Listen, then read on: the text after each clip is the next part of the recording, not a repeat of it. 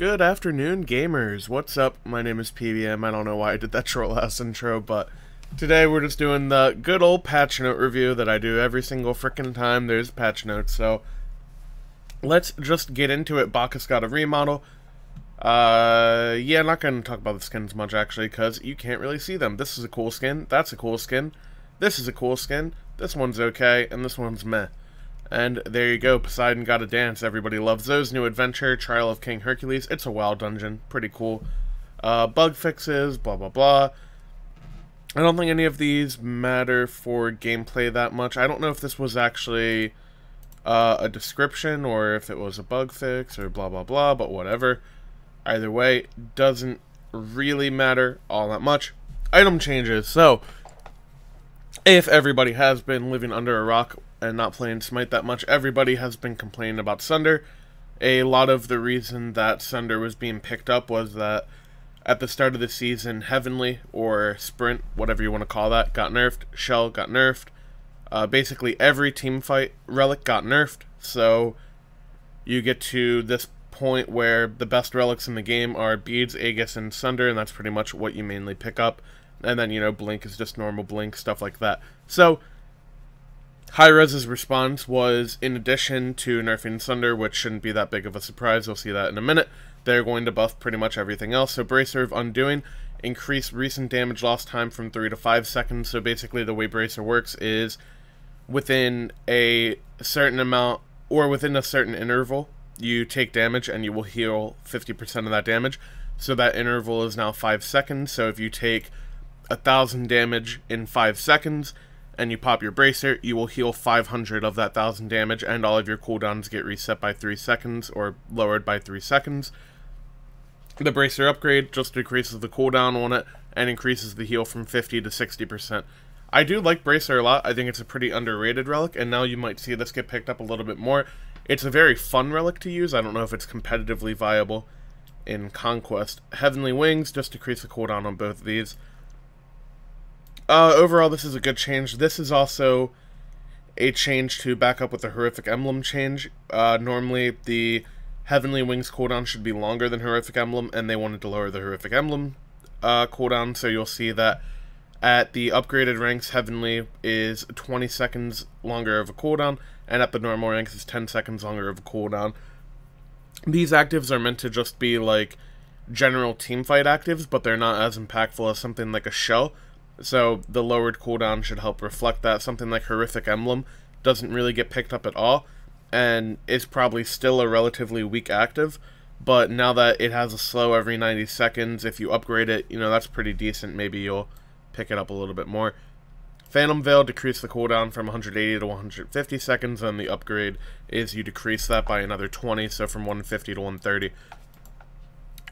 This is not really all that impactful either. It just means that if you're against like an Odin or something, you don't get punished as hard for getting caged over and over off cooldown. And then here's the Sunder.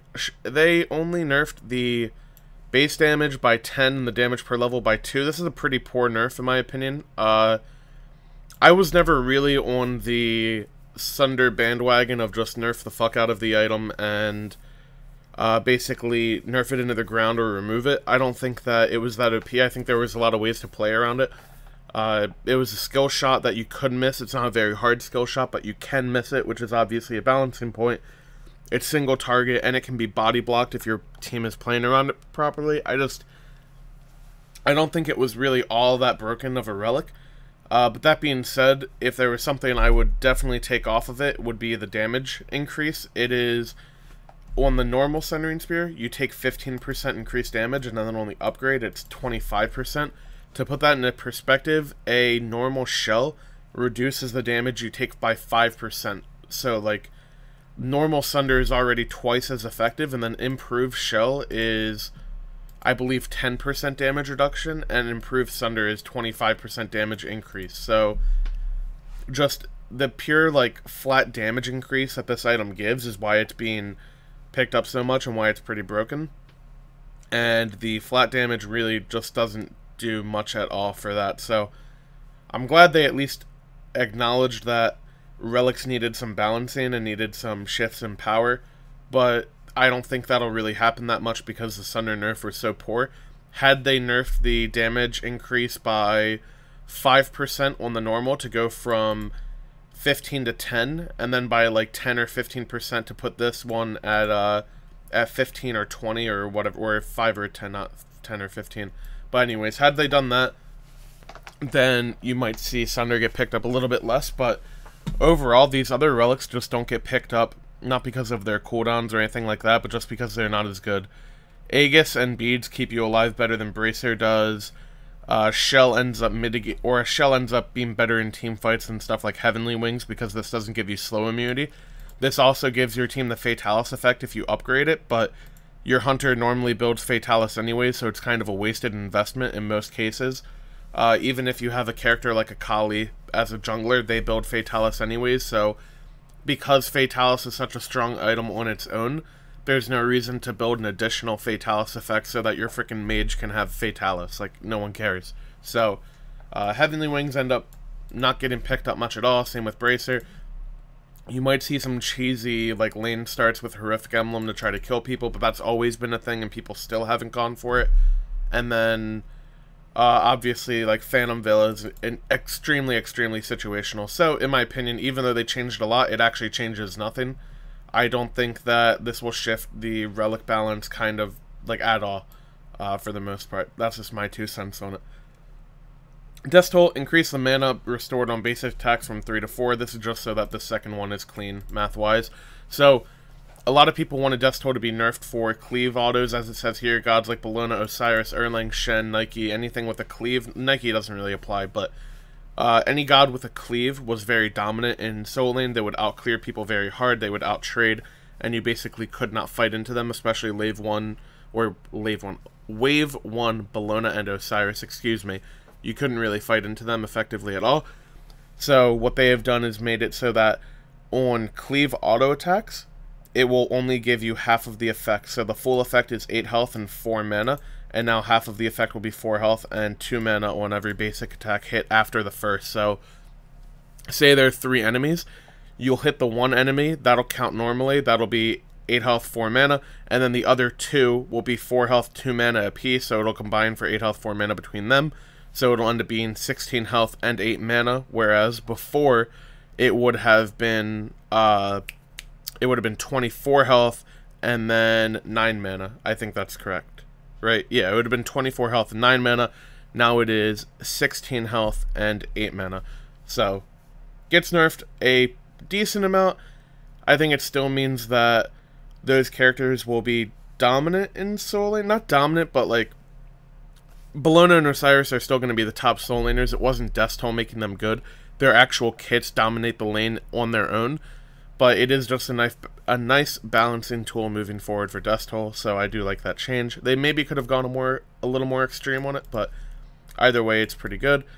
Runeforged Hammer, people have been complaining about this item a decent bit because of the 15% damage increase. It was probably just a little bit too overstated, so they have reflected that with the 2,300 gold cost. I think that situationally, this item would still be good.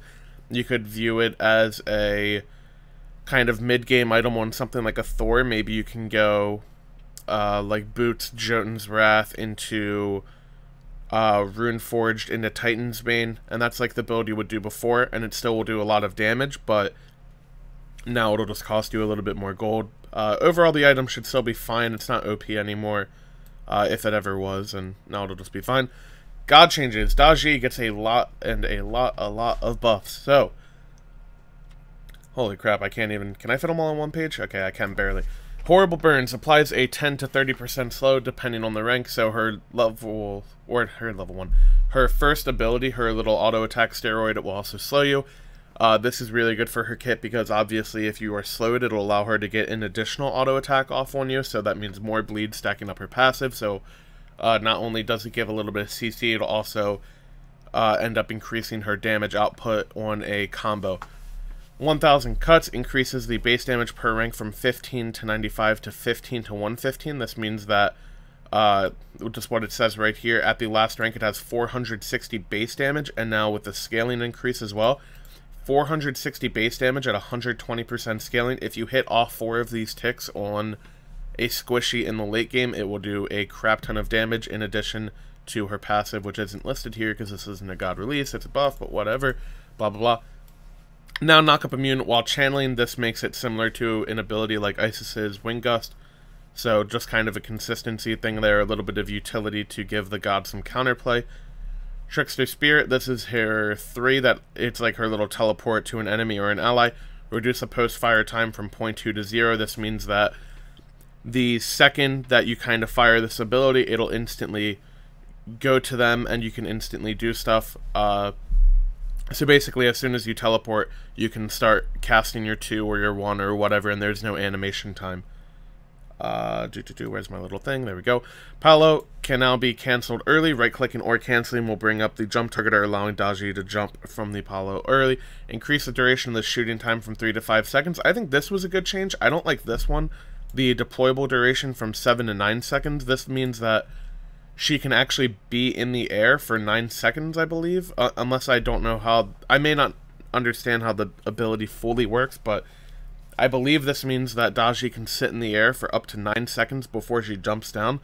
And that is, like, longer than Rama Alt, and Rama Alt is already, like, so insane at taking you out of a fight.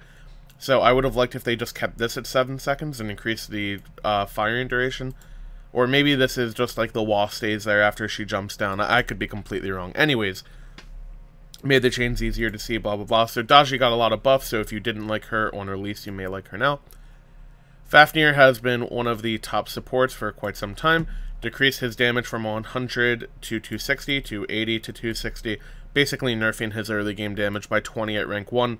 His early game fight was a little too strong because 100 damage on an ability is very, very OP. To keep that in perspective, a lot of other gods, their level 1 clears somewhere in the realm of 80 to 90 damage, and that's even if they're early game gods. So Fafnir had a very strong early game, but he's meant to be like a mid to late game god, so they just put his numbers more in tune with that.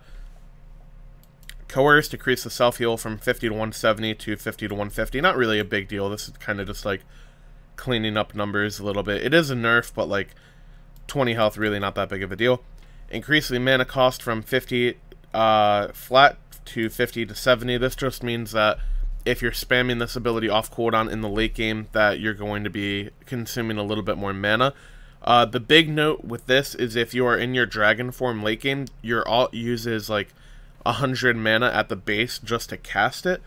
And if you do have like a normal mana pool, if you like use a normal rotation of your abilities, you're 1 through 3 in normal form, and then you alt and use your 1 through 3 like 2 times in dragon form, you probably go So that is definitely something to keep track of. Mana is obviously a important part to cast your spells. Ganesha. Dharmic Pillars now deals 40% damage to minions and jungle monsters, so if you didn't already know about this, if you are Ganesha and you pull Gold Fury and you drop your alt, the Dharmic Pillars, right on top of the Gold Fury, so the little line will deal damage to Gold Fury, at rank 1, your alt does somewhere in the ballpark. I did the math on it like the other day when I found it out because it was ridiculous, like 2 weeks ago or whatever, but it does somewhere in the ballpark of like 1200 damage when you're level 5 and you get your first point in your alt. If you go pull Gold Fury right away, your alt will do like 1200 damage to it alone, and the Gold Fury has like 2700 HP at that point. So you're like, if you also use your 1 on Gold Fury, you're half-healthing Gold Fury by yourself in like 6 seconds. So the amount of Gold Fury burn that Ganesha has is ridiculous. I wish they would have not made him available for the SPL this week because it's a little cheesy how quick you can take objectives, but whatever, they acknowledged the issue and they fixed it, so that is nice to know. And scrolling down, Khepri, this is similar to Fafnir's nerf.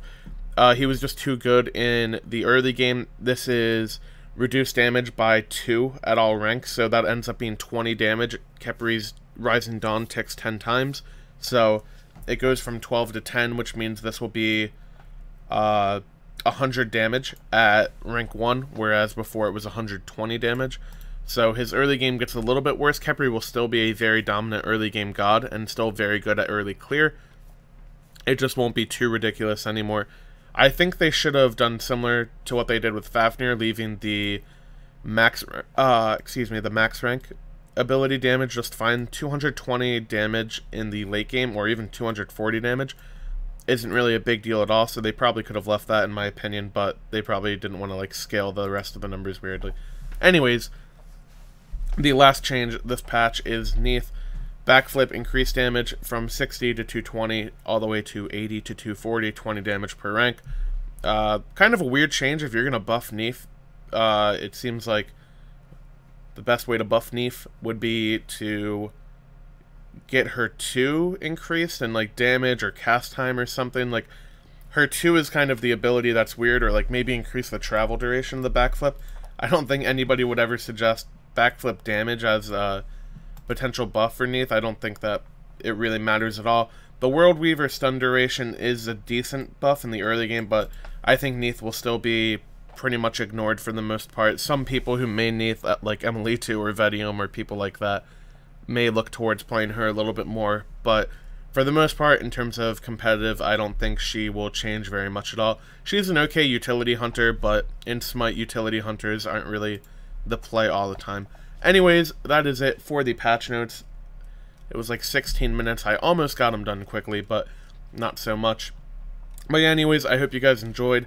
I am still working on content stuff. I know that I haven't posted a video in a little while before this one, but obviously with joining a new SPL team and getting ready for the summer split and all that stuff, I'm just like short on time in general. But I'm working on it. I'm making new content. I'm working on new emotes for Twitch. So if you follow me and you watch my stream on Twitch, then you should be excited for that in the future. Anyways, that is it, everybody. Have a good one.